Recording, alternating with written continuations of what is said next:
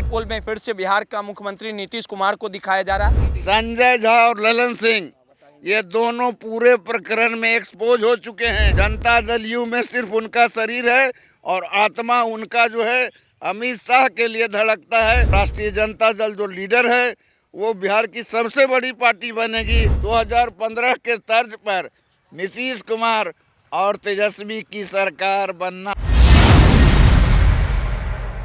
तू डाल डाल में पात पात कुछ इसी तर्ज पे बिहार की राजनीति हिचकोले मार रही है। 2025 के चुनावी सियासी अखाड़े में इस बार चुनावी मैदान में तेजस्वी और नीतीश कुमार की दो हाथ हुई। अब इस चुनावी मैदान के नतीजे 14 तारीख को आएंगे। लगातार बड़े बड़े जो एजेंसियां हैं वो एग्जिट पोल में एनडीए की सरकार बनते हुए दिख रही है। अब इस पूरे एग्जिट पोल पे नेता प्रतिपक्ष तेजस्वी यादव भड़क उठे और साफ तौर पे कहा है कि 14 तारीख को जो नतीजे आएंगे उन नतीजों को देखकर जो एनडीए के तमाम जो बड़े कुनबे हैं वो चारों खाने चित हो जाएंगे। हमारे साथ तमाम मुद्दों पे बात करने के लिए जो वरिष्ठ पत्रकार हैं संजय वर्मा जी हैं, बिहार की राजनीति को समझते हैं, बिहार की राजनीति के परिपक्व हैं और हवाओं का रुख किस ओर जाएगा ये तमाम लंबे समय से पत्रकारिता करते भी आए हैं। सर, जिस प्रकार से इस बार चाचे भतीजे की लड़ाई होगी, भतीजा तेजस्वी जिन्होंने राजनीति का तमाम सहमत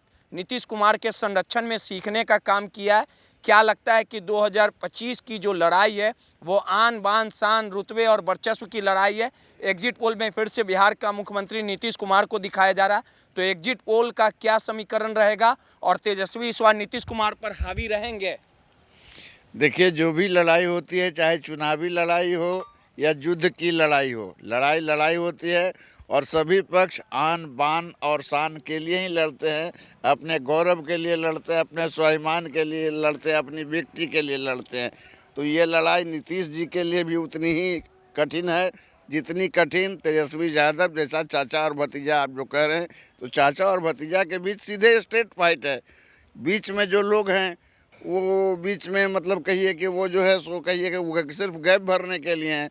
चाहे बीजेपी हो या कांग्रेस हो, उधर से हो या इधर से हो, दोनों गठबंधन वाले लोग गैप भरने के लिए हैं। ये दोनों के बीच ही दरअसल लड़ाई है फेस के तौर पर। चूँकि महागठबंधन ने तो तेजस्वी यादव को फेस घोषित करके मैदान में उतार दिया, लेकिन एनडीए ने स्पष्ट नहीं किया कि चुनाव के बाद नीतीश जी ही मुख्यमंत्री बनेंगे। इसके पीछे का खेल क्या है? 2020 वाली पटकथा जो लिखी गई थी वो काम पूरा नहीं हो पाया, तो इस बार क्या भाजपा का कुछ चाल जो है वो सामने आएगा जब नतीजे आएंगे? तो नहीं, ये तो स्पष्ट है। ये शुरू से ही एक प्रकार से बिहार के अंदर भाजपा साजिश कर रही थी और ये एक्सपोज हो गई। एक्सपोज तब हो गई जब गृह मंत्री अमित शाह से ये पूछा गया कि 2025 में नीतीश जी फिर जो है मतलब मुख्यमंत्री बनेंगे, तो उन्होंने क्या कहा उसको बताने की जरूरत नहीं। उन्होंने कहा कि चुनाव के बाद विधायक दल का नेता तय करेंगे। तो उसी समय से देना स्पष्ट हो गया कि भाजपा के मन में ये महाराष्ट्र का मॉडल कहीं ना कहीं दिख रहा है। इस बीच जब वो गए तारापुर तो सम्राट चौधरी को उन्होंने कहा कि मोदी जी से कह के मैं प्रमोशन करा दूंगा। तब सम्राट चौधरी भाई जब डिप्टी सीएम है तो उनका प्रमोशन किस प्रकार का होता है बताइए? डिप्टी सीएम के बाद तो चीज को आखिर नीतीश क्यों नहीं समझ पा रहे? नीतीश का तो सहमत के खिलाड़ी हैं। अगर स्वीकार नहीं किया जा रहा है, विधायक दल का नेता निर्णय किया जाएगा, तो कहीं ना कहीं पीछे का दरवाजा जो है, एक ऑप्शन जो है वो नीतीश कुमार खोले रखे होंगे। तो इसका मतलब माना जाए कि जब नतीजे आएंगे और कुछ दबाव प्रेशर पॉलिटिक्स भाजपा करेगी तो चाचा भतीजा फिर एक हो जाएगा। देखिए ऐसे तो भाजपा कहती है कि ये जो अमित शाह बहुत बड़े चाणक्य हैं, लेकिन मैं मानता हूँ कि अभी वो बहुत बौने हैं नीतीश कुमार के सामने। चाणक्य नीतीश कुमार हैं। आप याद कीजिए जब उनके पास बहुत कम सीटें थी तभी वो मुख्यमंत्री का ओथ ले लिए थे और उसके बाद वो लगातार 20 वर्षों से जो बिहार में सीएम बने हुए हैं। तो ये उनका चातुर्य और चाणक्य होने का ही नतीजा है कि जो है नीतीश कुमार सब पर हावी रहें और अगली बार भी हावी रहेंगे। आपने सवाल किया तो दरवाजे खुले हुए हैं, इधर से भी दरवाजे खुले हुए हैं, तेजस्वी यादव की तरफ से भी और नीतीश जी के भी तरफ से दरवाजे खुले हैं।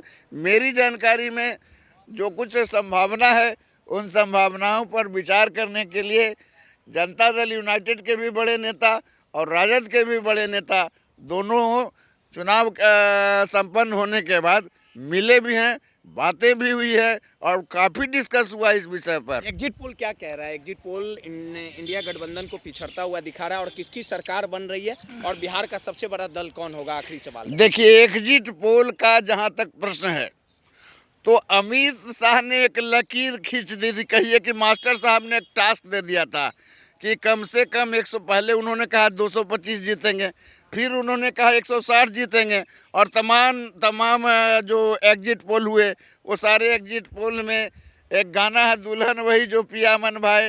तो अमित शाह को भी खुश करना था, इसलिए अमित शाह का जो 160 है उसके इर्द गिर्द ही ताना बाना बुना गया। और अब जितने एग्जिट पोल आप देख रहे हैं, अब तो नए नए किस्म के कई प्रकार के एग्जिट पोल आए हैं। कुल मिलाकर 19 या 20 एग्जिट पोल आए हैं और तमाम एग्जिट पोल से इतर बिहार का जो चुनाव है और जो चुनाव का जो परिणाम है वो जो स्पष्ट है कि दोनों गठबंधनों के बीच भारी टक्कर है, कांटे की टक्कर है। और जहां तक मेरा मानना है कि महागठबंधन का जो राष्ट्रीय जनता दल जो लीडर है वो बिहार की सबसे बड़ी पार्टी बनेगी। और अगर बात कर लें एनडीए में तो जनता दल यूनाइटेड एनडीए की सबसे बड़ी पार्टी बनेगी और बीजेपी इस बिहार के अंदर राजनीति में तीसरे नंबर की पार्टी होगी। आखिरी सवाल है, नीतीश कुमार को नतीजे के बाद अगर उनका आंख दिखाएगी भाजपा तो नीतीश कुमार शिद्दत से ठिकाने लगाने को तैयार है। नीतीश लिखा जा चुका है। ये नीतीश कुमार ने इन चीज़ों पर बारीकी से उसी दिन से काम करना चालू कर दिया था जब जिस दिन गृह मंत्री जो भाजपा के चाणक्य हैं उनकी बातों को उन्होंने समझ बूझ लिया। और गौर कीजिए, खटास तो तभी हो गई थी जब जो है मतलब सीट का एडजस्टमेंट हुआ था और सीट एडजस्टमेंट में जो चीज़ें आई थी सामने, जिस नीतीश जी को कहा जाता था कि उनकी तबीयत खराब है, उन्होंने जब देखा तो उन्होंने क्या किया, ये कोई छुपी हुई नहीं है। और इसमें जो भी उनके गोद में है, अमित शाह के गोद में, नाम बताने की कोई आवश्यकता नहीं है। अगर कहें तो मैं बता देता हूँ, संजय झा और ललन सिंह ये दोनों पूरे प्रकरण में एक्सपोज हो चुके हैं। जनता दल यू में सिर्फ उनका शरीर है और आत्मा उनका जो है अमित शाह के लिए धड़कता है और वो जो है नीतीश कुमार के लिए साजिश कर रहे थे। और इस साजिश को समय रहते हुए नीतीश कुमार ने समझ लिया। तो आप समझ सकते हैं कि आने वाले समय में एनडीए गठबंधन रहेगा भी या नहीं रहेगा, या फिर 2015 के तर्ज पर नीतीश कुमार और तेजस्वी की सरकार बनना एकदम। अनुभवी खिलाड़ी हैं संजय वर्मा जी, बताने की जरूरत नहीं है, बेबाक बोलते हैं और इनके बोली के वार से, बेबाक वार से कहीं ना कहीं कोई भी विरोधी है वो जरूर घबराता है। और सीधे तौर पे नीतीश कुमार ने वो हर एक स्क्रिप्ट लिख दी है। अगर नतीजों के बाद भाजपा अगर नीतीश कुमार को आग दिखाने का काम करेगी तो नीतीश कुमार का ट्रैक रिकॉर्ड रहा है कि बड़े शिद्दतों के साथ अपने विरोधियों को नीतीश कुमार ठिकाने लगाएगी और सब कुछ तैयार है, बस पर्दा उठाना है। और चाचा भतीजा 2015 के तर्ज पे फिर भी एक हो जाएंगे क्योंकि राजनीति में सब कुछ जायज़ है। सहयोगी अनिल के साथ रोहित यादव, MyPDA समाचार, पटना।